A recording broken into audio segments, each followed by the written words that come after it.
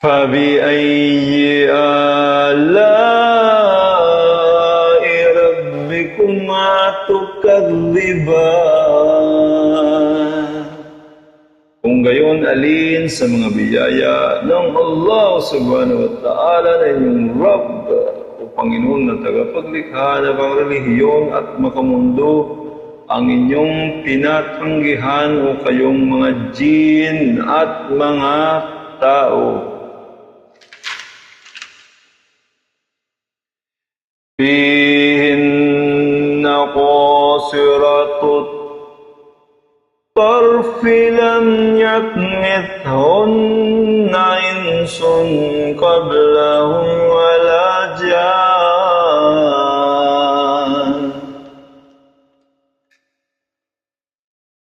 At nanduroon sa mga higaan na yaon ang kanilang mga asawa, na ang kanilang paningin ay para lamang sa kanilang mga asawa, at hindi sila tumitingin sa iba na sapat sa kanilang kinalalagyan, na hindi sila nahipo o nagalaw ng kahit na sinumang tao o jin bago ang kanilang mga sariling asawa.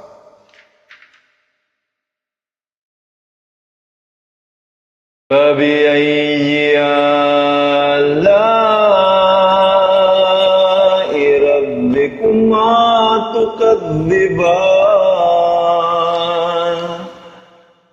Ngayon, alin ang mga biyaya ng Allah subhanahu wa ta'ala na inyong Rabb o Panginoon na tagapaglikha na pangrelihiyon at makamundo ang inyong tinatanggihan o kayong mga jin at mga tao.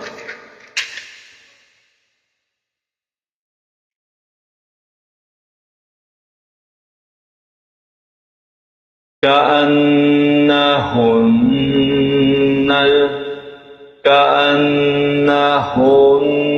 الياقوت والمرجان.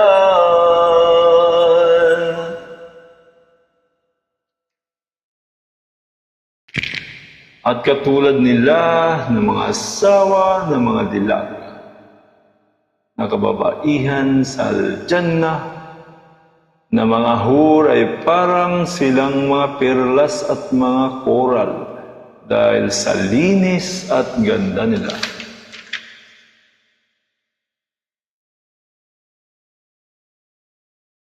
فَبِأَيِّ آلَاءِ رَبِّكُمَا تُكَذِّبَانِ.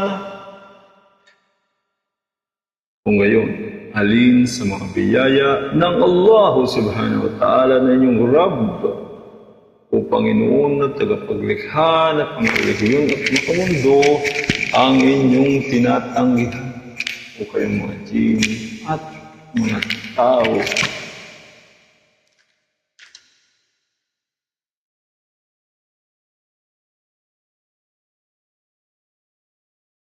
هل جزاء الإحسان إلا الإحسان. فبأي آلاء ربكما تكذبان. Hindi ba ang nararapat lamang na gantimpala sa sinumang gumawa ng kabutihan sa daigdig ay walang iba kundi mabuti rin ang karapat-dapat na para sa kanya, na ito ay Al-Jannah, harden sa kabilang buhay. Kung gayon, alin sa mga biyaya ng Allah subhanahu wa ta'ala na inyong Rabb na tagapaglikha na pangrelihiyon at makamundo ang inyong tinatanggihan o kayong mga jin at mga tao.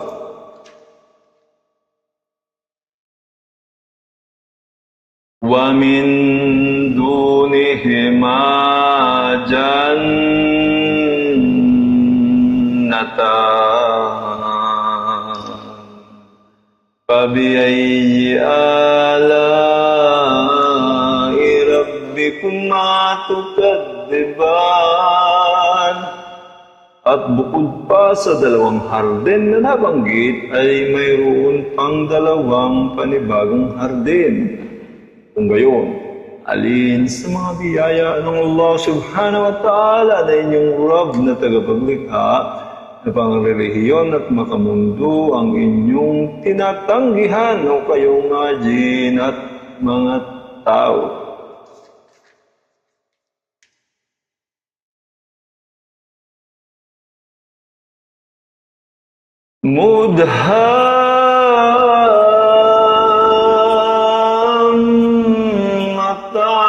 مدهامتان فبأي آلاء ربكما تكذبان.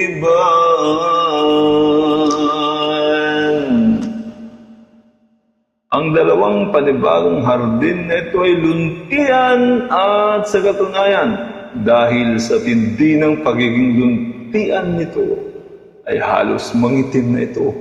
Kung gayon, alin sa mga biyaya ng Allah subhanahu wa ta'ala na inyong Rabb o Panginoon na tagapaglikha, na pangrelihiyon at makamundo ang inyong tinatanggihan o kayong mga jin at mga tao.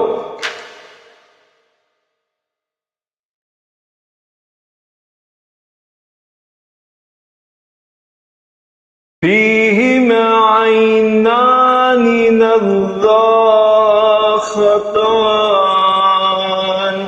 فبأي آلاء ربكما تكذبان. At nanduroon sa dalawang hardin na yaon ang bukal na bumubulwak, ang tubig na walang patig. Kung gayon, alin sa mga biyaya ng Allah subhanahu wa ta'ala na inyong Rabb na tagapaglikha,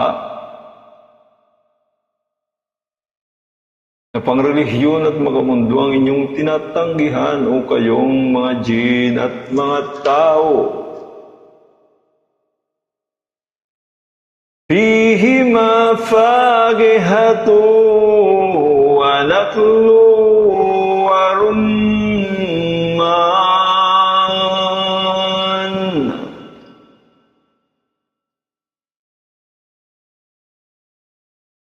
Nasa dalawang hardin, dingyaon ang iba't ibang uri ng prutas, mga puno ng palmera, ng mga datilis at rumman, pomegranates o granada.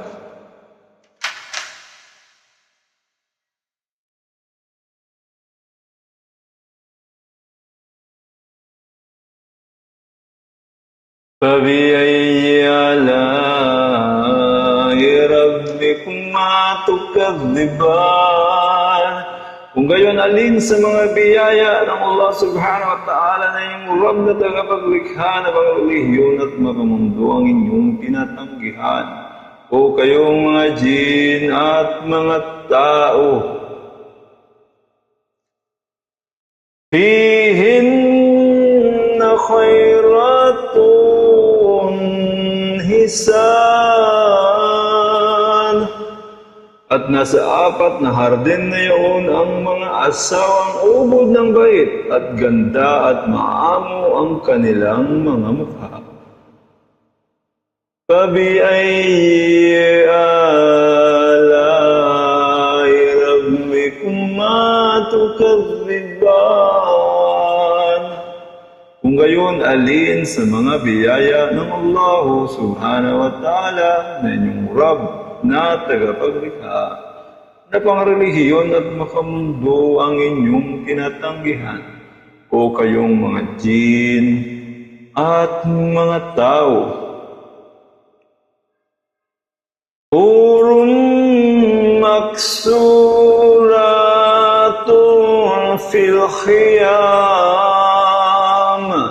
Mga hur, mga magagandang dilag na mga kababaihan, sila ay nakatago at pinangalagaan na nasa mga pabilyon o tolda.